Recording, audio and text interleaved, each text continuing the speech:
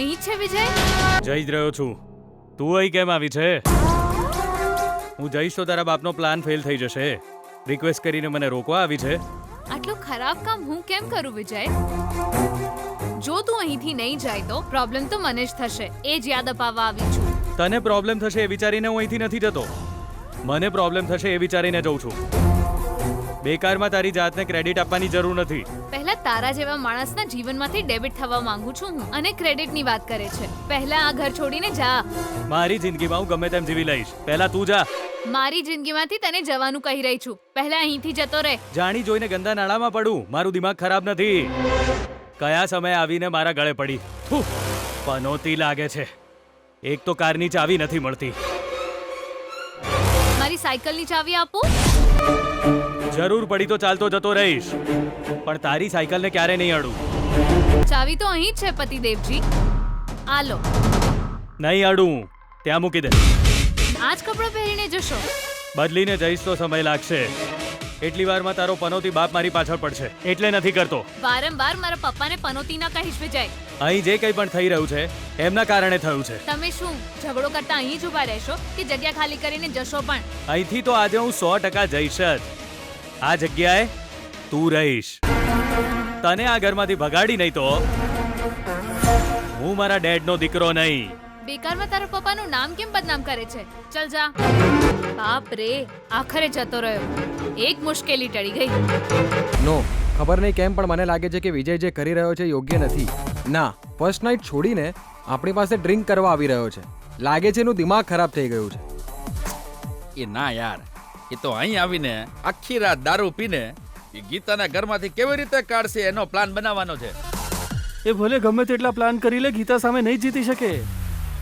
આટલા દિવસથી તમે જોયું નથી કેટલી મોટી મોટી ચેલેન્જ આપી, હોવા છતાં ગીતા એને ચેસ કરી છે, સામનો કર્યો છે, જીતીને બતાવ્યું છે. હા યાર, આવી છોકરીથી હારવાને બદલે બંને એક થઈ જાય તો સારું, જેથી વિજયના જીવનમાં જીત એની સાથે જ રહે. હું પણ એ જ કહી રહ્યો છું યાર. વિજયે ઝઘડો કરવાનું છોડીને ગીતાની સાથે જિંદગી કેમ જીવી એ શીખવું જોઈએ. તો જ બંને બેસ્ટ કપલ કહેવાશે ને. એ ચૂપ રે. બંને એકબીજા સામે જોતાય નથી, એવામાં બંને મળીને સાથે જીવન કેવી રીતે જીવવાના? એ ગિરીશ, કેમ ના થઈ શકે યાર? ઝઘડવા વાળા બંને ભવિષ્યમાં એક દિવસ તો મળી જ જતા હોય છે. એ મોટો આયો ભવિષ્ય જોવા વાળો. ગીતાનું નામ સાંભળતા જ વિજય ગુસ્સે થઈ જાય છે. વિજયનો ચહેરો જોઈ ગીતાને ઇરિટેશન થાય છે. એવામાં એ બંને ભેગા થઈને જીવન જીવી શકે? જા જા. અરે યાર, જે માણસ જેની સાથે દુશ્મની રાખે છે આગળ જઈને એ એના જ પ્રેમમાં પડી જાય છે. એ જ જગતનો નિયમ છે. ભલે એમનું જીવન રણ જેવું હોય, આગળના દિવસોમાં ત્યાં જ ગીચ જંગલ હશે, એમાં કોઈ શંકા નથી. આ મારી સિક્સ સેન્સ કહે છે. આ જ વાત વિજય આવે એટલે એની સામે જ બોલજે યાર. પછી જો તારી હાલત કેવી થાય છે. અલ્યા, પણ ભવિષ્યમાં ગીતા અને વિજય બંને સાથે જીવશે એવું કહેવામાં ખોટું શું છે? એ વાત એની સામે કહીને તારે માર કેમ ખાવો છે એમ કે. એ આવે એટલે આપણે પાર્ટી કરીએ, ડ્રિંક કરીએ, મોજ કરીએ. આવું કરીશું તો આપણી લાઈફ મસ્ત રહેશે. સારું, ચાલો જઈએ, પાર્ટીની તૈયારી કરીએ. આ વખતે ગીતા શું કરવાની છે એની જિજ્ઞાસા મને પણ છે. હો ભાઈ, ભાગી રહેલા આપણા હીરોને છોડી દેશે કે પછી પકડી રાખશે? ક્યાં ગઈ ગીતા? માં, તું અહીં શું કરી રહી છે? હું તને તારા રૂમમાં શોધી રહી છું. શું વાત છે માં? નવા જીવનની શરૂઆત કરવા જઈ રહી છે તું. એક માં હોવા નાતે જરૂરી વાતો કહેવી છે, એટલે આવી છું. માં, જેમ તું સમજે છે એવું કંઈ નથી, પણ હું તને હકીકત કહી નથી શકતી. જો ગીતા, સુખ હોય કે દુઃખ હોય, ભગવાન લગ્ન કરાવીને દીકરીને બીજાની વહુ બનાવી દે છે. જીવન જીવવા માટે એને છોડી દે છે, અને પછી એ જ જીવનને આપણે આપણા મુજબ સુધારતા રહેવું પડે છે. અત્યારે હું એ જ કામ કરી રહી છું માં. તારા કામમાં મુશ્કેલીઓ પણ આવી શકે છે, તકલીફો ઊભી થઈ શકે છે, ઉતાર ચઢાવ પણ આવી શકે છે, પણ આ બધું સહન કરીને ચાલવું એ જ જીવન છે. મને ખબર છે ગીતા, હારવું એ તારી ફિતરત નથી, પણ લગ્ન જીવનમાં હારવું એ ખોટી વાત નથી. ખરેખર કહું તો પતિ પત્ની એકબીજા સામે હારે પછી જ સાચા લગ્ન જીવનની શરૂઆત થાય છે.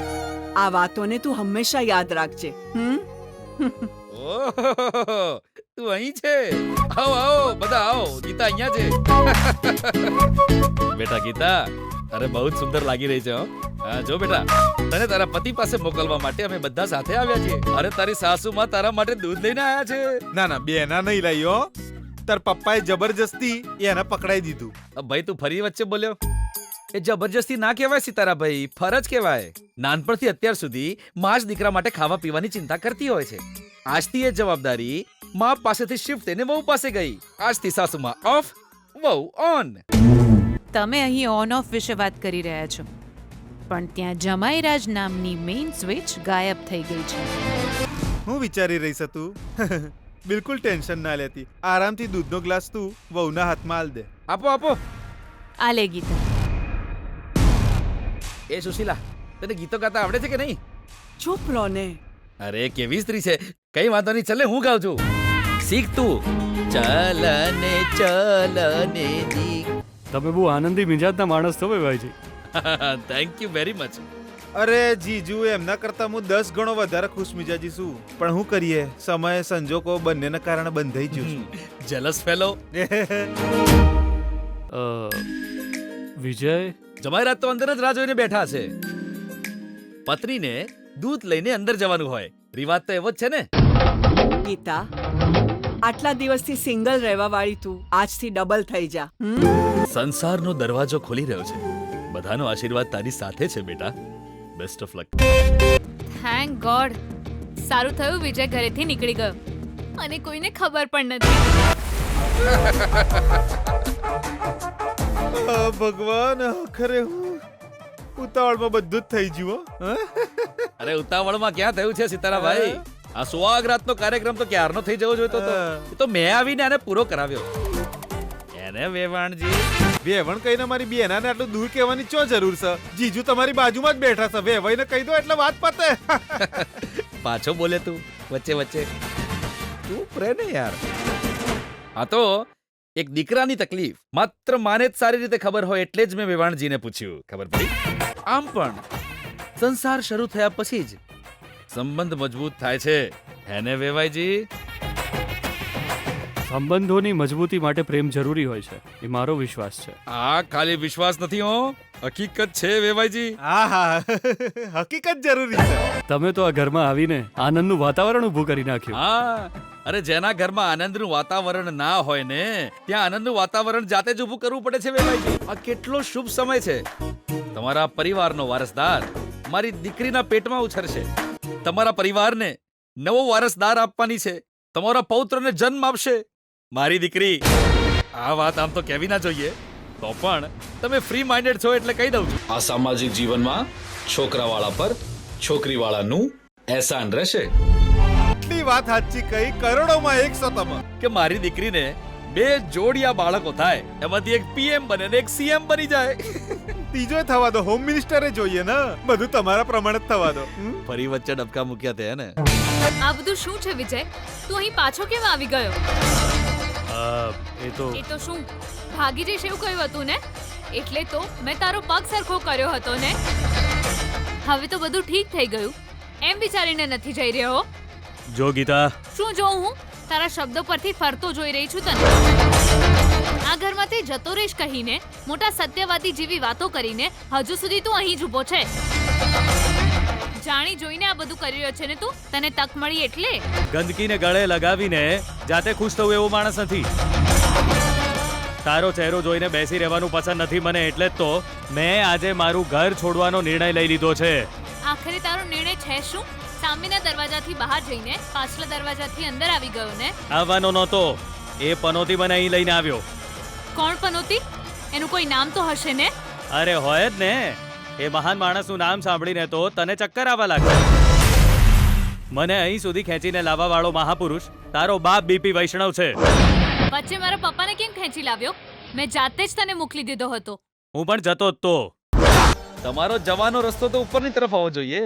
આટલી રાત્રે તમે આ મેઇન ડોર તરફ ક્યાં જઈ રહ્યા છો? ના એ તો અરે હું સમજી શકું છું.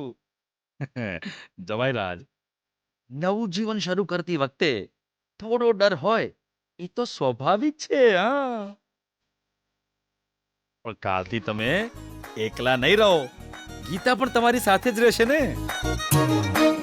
તમારી સ્વતંત્રતા છીનવાઈ જશે એવો ડર તમને લાગી રહ્યો છે હે ને?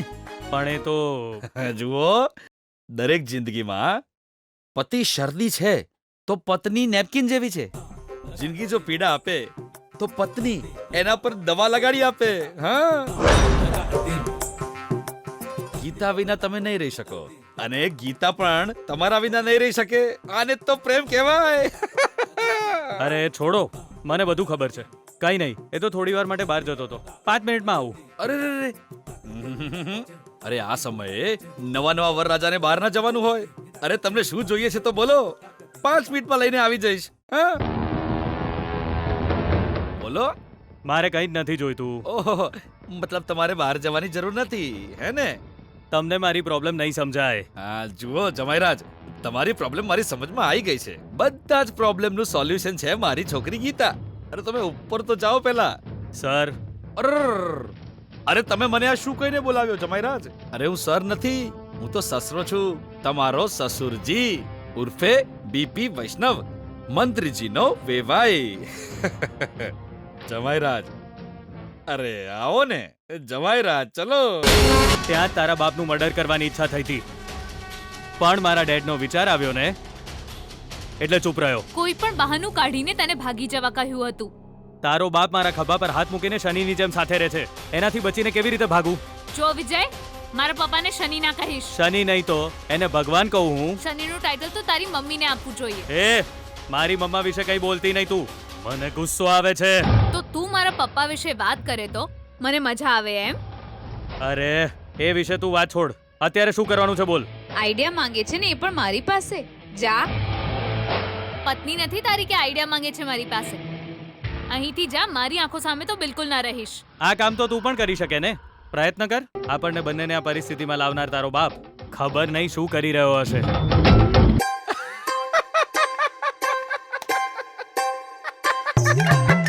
બીપી વૈષ્ણવજી, તમે જોક સંભળાયો પછી અમને તો હસવાનો મોકો આલો. તમે જ જોક સંભળાવશો ને તમે જ હસો છો. અરે ભાઈ, આ તો એક રીતે કોમેડી સિરિયલ જેવું છે. કોમેડી સિરિયલમાં કોમેડી લાવવા માટે બેકગ્રાઉન્ડમાં પેલું મ્યુઝિક નાખે ને, હા એવું જ છે આ. એવું સાહેબ? હા, તો તમે બરાબર છો, લગે રહો.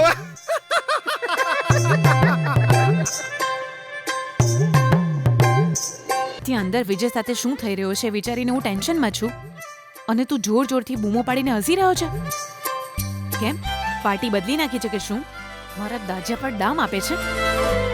બેના, હવે તું આરામથી હસી શકસ. આ બીપી જોશમાં એને જોક સંભળાઈને ટાઈમ પાસ કરી રહ્યા છે, પણ અસલી જોક ચાલી રહ્યો છે તે વિજયના રૂમમાં. યો કઈ થઈ જ નહીં રહ્યું.